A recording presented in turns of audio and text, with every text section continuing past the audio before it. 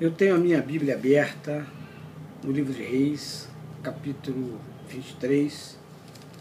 Quero ler os versos de 21 a 23, que diz o seguinte: Deus ordenou o rei a todo o povo, dizendo: celebrem a Páscoa do Senhor, vosso Deus, como está escrito neste livro da aliança. Porque nunca se celebrou tal Páscoa como esta desde os dias dos juízes que julgaram Israel, nem durante os dias dos reis de Israel, nem nos dias dos reis de Judá. Corria o ano 18º do rei Josias, quando esta Páscoa se celebrou ao Senhor em Jerusalém. Queridos, um determinado sábado de Páscoa, há mais de 2000 anos atrás, poderia ser mais uma Páscoa celebrada pelos hebreus desde a saída do Egito, liderada por Moisés. Poderia, mas naquele fatídico dia discorreriam os acontecimentos que marcariam a história da humanidade para sempre. E nunca mais o mundo seria o mesmo. Um jovem judeu, nascido numa pequena cidade distante de Jerusalém, chamada Nazaré, era então o alvo das atenções. Só olhavam para ele naqueles dias.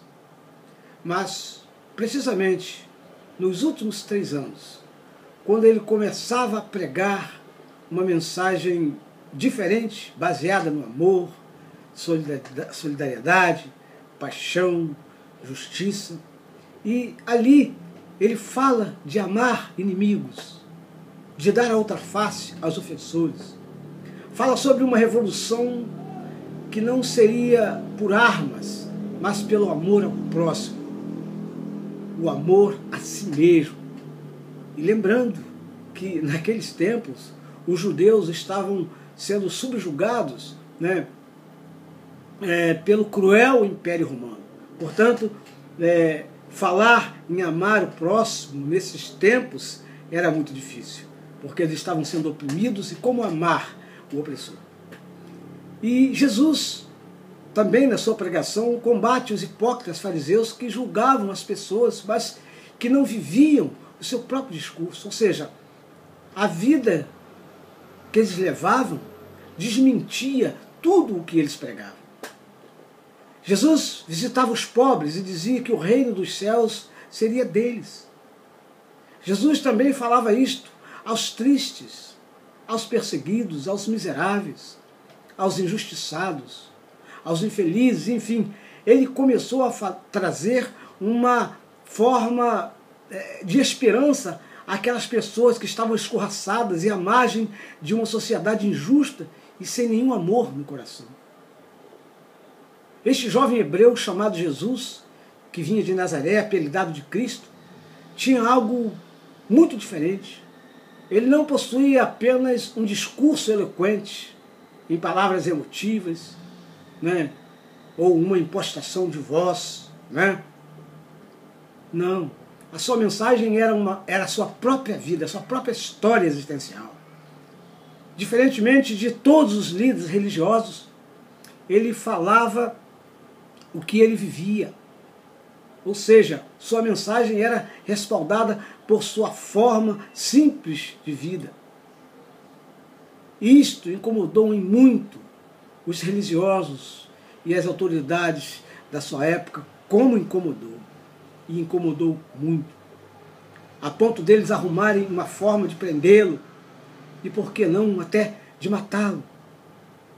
Planejaram tanto, mas não conseguiram pegá-lo, até que tiveram a ideia diabólica de usar um seguidor seu para atraí-lo e pagarem falsas testemunhas para atacarem a Jesus de Nazaré. Mesmo assim, diante da autoridade romana, de Pôncio Pilatos, nenhum crime nenhum dolo foi encontrado naquele jovem mensageiro. Por fim, acusaram a Jesus de se considerar filho de Deus. E Pilatos o proclamou rei dos judeus. Os próprios judeus advertiram Pilatos de que somente poderia haver um rei que era César, o imperador romano. E Pilatos, amedrontado e assustado com a possibilidade de um levante, né, daqueles fervorosos religiosos judeus do Sinédrio, ele prefere lavar suas mãos e fazer o mais fácil, ou seja, entregar Jesus à crucificação. Mas, em tom de escárnio, sem saber que estava fazendo a sua própria confissão, ele coloca sobre a cruz de Jesus, sobre a cabeça de Jesus, a mais pura e inexorável verdade. Através das siglas, INRI, que significa Jesus Nazarenus Rex Iuderum, que quer dizer Jesus Nazareno, Rei dos Judeus, ele confessa, através desses dizeres, que realmente Cristo era o Rei dos Judeus. E era, gente, uma sexta-feira, de uma das festas mais importantes da tradição judaica, que era a Páscoa.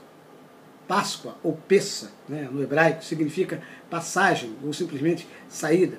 A saída dos judeus do Egito, quando cada família prepararia um cordeiro e com seu sangue aspergiria as portas, os umbrais das portas dos judeus, para impedir que o anjo da morte visitasse os seus primogênitos. Porque a ordem era que todo primogênito fosse morto por aqueles soldados romanos. E, gente, isso era uma prefiguração do futuro sacrifício de Jesus, o Cristo, o Cordeiro de Deus. Mais do que uma coincidência, Jesus é crucificado exatamente numa sexta-feira de Páscoa. Na verdade, não era uma coincidência, mas um profético cumprimento de um velho profeta que em Israel era chamado Isaías, que em seu capítulo 53 predisse esses acontecimentos uns 600 anos antes de que isso acontecesse. Seu vaticínio era no sentido de que seria necessário que aquele jovem hebreu fosse condenado, preso entre os ladrões e morto. Vimos então, através de tudo isso que você ouviu, um resumo breve da parte natural da história, mas existe a parte sobrenatural. Muito mais do que o simples fato da história humana. A vinda de Jesus Cristo ao mundo foi o cumprimento de profecias liberadas há centenas de anos pela boca de muitos dos profetas.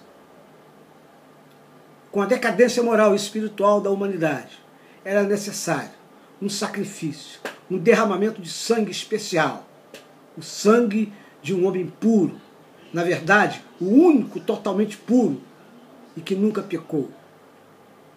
E como um cordeiro sacrificial, o corpo de Cristo foi oferecido para que o homem fosse absolvido de uma condenação eterna, que era a morte e o inferno. O próprio Jesus afirmou diversas vezes que ele era realmente aquele que devia vir ao mundo com esse destino. Ele era o Filho do homem, mas ao mesmo tempo o Filho de Deus, que veio ao mundo para tirá-lo do pecado. Jesus foi crucificado numa sexta-feira. Passou o sábado morto, mas ressuscitou no domingo. Glórias a Deus por isso. Ele morreu como todo e qualquer homem mortal.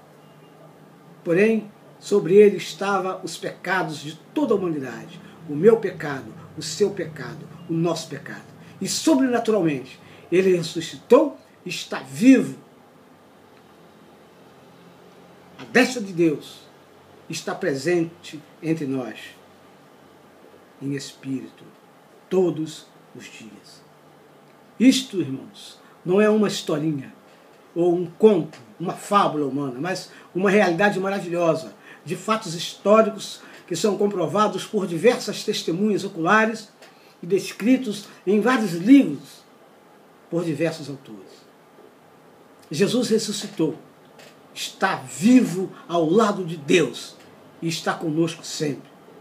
Mas principalmente pelo fato de que, se você começa a orar com fé, você pode sentir em qualquer lugar, em qualquer momento, a presença desse Deus maravilhoso.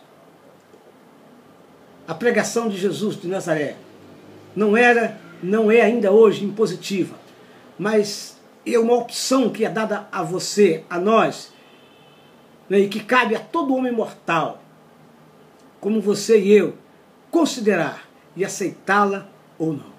A Bíblia diz o seguinte: porque Deus amou o mundo, os homens, de tal maneira que deu o seu Filho único, Jesus, para que todo aquele que nele crê não pereça, mas tenha a vida eterna. Esse é o Evangelho em miniatura, né? Como disse Martinho Lutero, o grande reformador, João 3,16. Então, depois de tudo isso que você ouviu, resta fazer uma pergunta. Você já aceitou a Cristo verdadeira e sinceramente em seu coração, em sua vida? Se ainda nunca o fez, ou por se encontrar desviado dos caminhos do Senhor, você se sente tão afastado do amor de Deus a ponto de não mais considerar esta mensagem como viva e direta à sua vida? Repita então comigo, né, esta simples, mas que é profunda, a oração neste momento. Né? Faça isso. Nesse momento que hoje é quinta-feira, amanhã é sexta, né? Antes que venha a morte de Jesus, repita então. Não precisa você nem verbalizar, basta que você, em um pensamento, coloque a mão no seu peito e repita comigo: Senhor Jesus, eu reconheço sua morte e ressurreição. E o aceito sinceramente em minha vida como meu único e suficiente Salvador. Entendo, Senhor, que só Tu és o caminho para a vida eterna com Deus. Amém. Parabéns, querido, por sua decisão.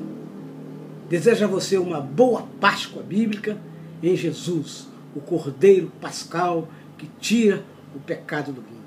Então, depois dessa confissão que você fez, procure uma igreja onde se prega esse Cristo e dê continuidade, você que se encontra desviado, ou inicie a sua caminhada ao lado de Cristo.